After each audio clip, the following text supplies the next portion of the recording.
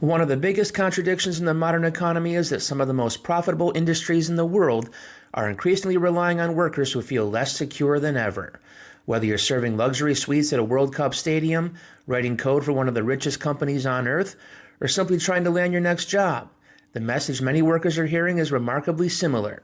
You're essential until you're expendable. Take the 2026 FIFA World Cup, given the final is today. The tournament generated billions of dollars in revenue and showcased packed stadiums, celebrity appearances, and corporate sponsorships. But behind those televised celebrations were thousands of stadium workers, bartenders, cooks, servers, dishwashers, security staff, and cleaners, many of whom spent the tournament worrying not just about their paychecks, but about immigration enforcement. According to Jacobin, workers and labor organizers warned that heightened ICE activity around World Cup host cities created an atmosphere of fear for immigrant workers who make those massive events possible. In Los Angeles, hospitality workers represented by Unite Here Local 11 authorized a strike before the tournament began, demanding higher wages, stronger job protections, and safeguards against subcontracting and immigration-related retaliation. Their argument was simple. If FIFA, stadium operators, and contractors are making extraordinary profits from this global event, the people cooking the food, pouring the drinks, and cleaning the stadium shouldn't be treated as disposable labor. Now shift from the stadium to Silicon Valley. For years, Google represented the dream job. High salaries, incredible benefits, gourmet cafeterias, stock options, the kind of workplace people imagine they'd spend an entire career in. But that image has changed dramatically since the wave of tech layoffs began several years ago. This past week, more than 4,500 Google employees signed a petition demanding basic job security from company leadership. Organized by the Alphabet Workers Union, the petition calls for guaranteed severance packages, voluntary buyouts before layoffs, an end to forced performance rankings, and more transparency around workforce reductions.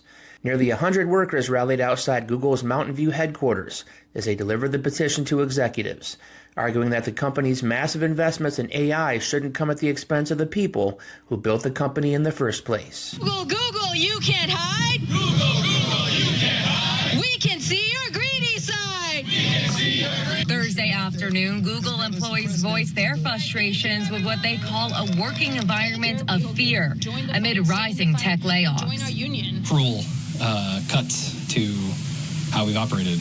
Personally, in 2023, my manager and skip manager were both laid off on the same day, and that broke our team apart. A banner shows the 4,500 signatures on a petition delivered to top company executives, prompting them to start an open dialogue with the union. The company is not treating us as specific individuals.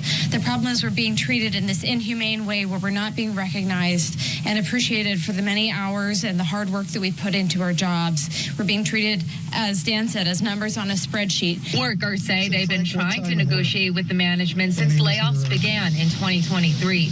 They're asking for guaranteed severance, an end to forced distribution performance ratings, and the option to use severance as extended pay leave. We're also seeing dramatic shifts in the nature of tech work and tech industry with AI. And so we feel like this is a moment where people are very concerned and people see the future shifting in front of us without us having any ability to actually change the way things are going. And so we're building an organization so that we can advocate for ourselves. Crown 4 reached out to Google, but have not heard back. Reporting in Mountain View, Stephanie Rothman, Crown 4 News. The tech industry has seen a spike in layoffs this year compared to last.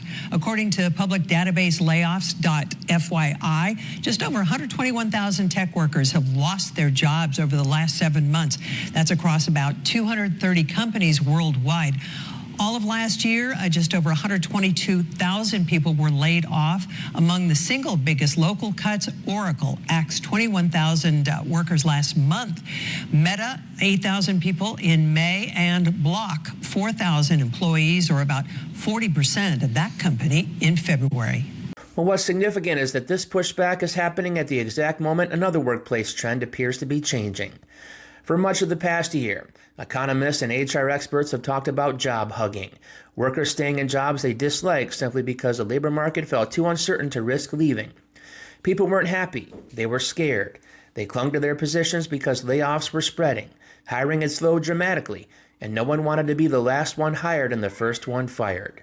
But according to new reporting from Inc., that fear may finally be giving way to frustration. A recent survey found that half of employees are now actively looking to leave their job, despite the uncertain economy. One reason is simple: patience is running out. 70% of workers reported receiving no pay raise during the first half of 2026, while inflation has continued to erode purchasing power.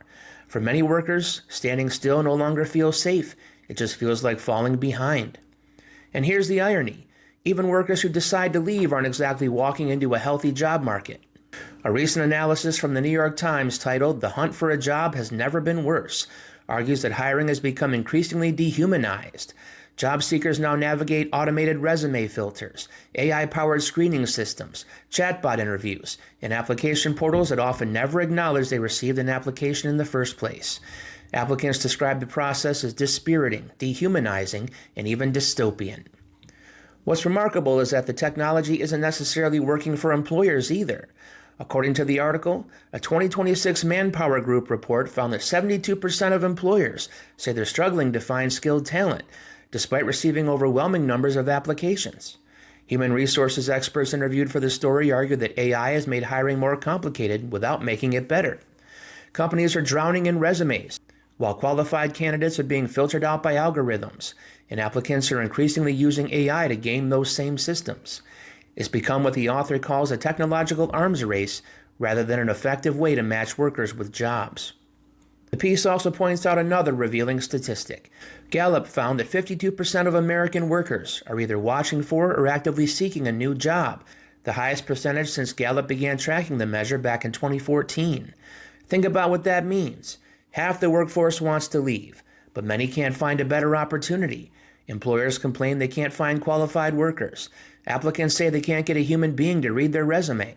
Workers are clinging to jobs they don't want, while companies spend millions on AI to solve a hiring problem that the technology itself may be making worse.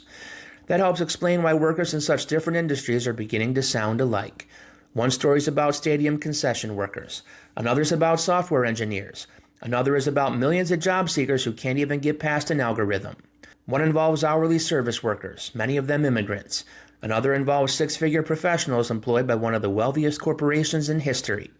On paper, they couldn't be more different, but they're responding to the same reality: the fear that corporations increasingly view labor as a cost to be minimized rather than people to invest in, that record profits don't necessarily translate into stable employment, that technological progress, outsourcing, automation, and immigration politics can all become tools that make workers feel easier to replace. And now, after months of hanging on simply because they felt they had no alternative, many workers appear to be reaching their limit. We've always been told that education, specialized skills, and employment at prestigious companies would guarantee economic security.